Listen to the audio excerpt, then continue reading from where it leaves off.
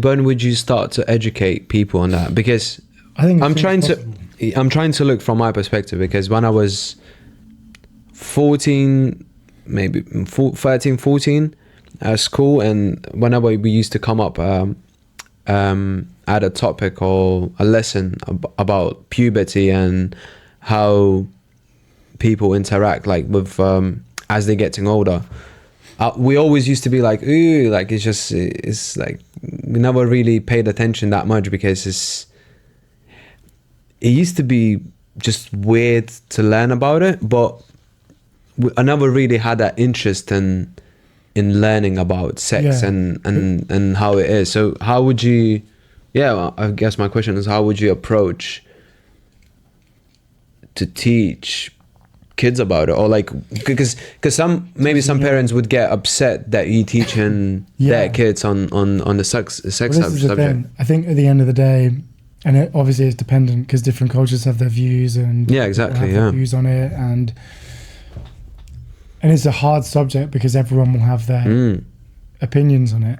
And I suppose as a parent, you would, you might think, oh, I don't know if there's any particular age, but I think it's establishing that when you are at that age and you are going through puberty and your hormones are there and everywhere, and you start finding people attractive around the age of, like, for me it was 15, 16, even as early as 14, I think that's where it's important to get at that age where you're saying, okay, this is happening to your body, these are the chemical changes that are happening, it's natural to feel that way, what you're feeling is natural. And I think it's more understanding the emotions around sex and what it is that you're feeling, whether it's about, because I suppose it's also going to be different for girls and boys as well, maybe, but there's also not enough information about homosexual relationships or whether people are queer or trans or whatever it might be.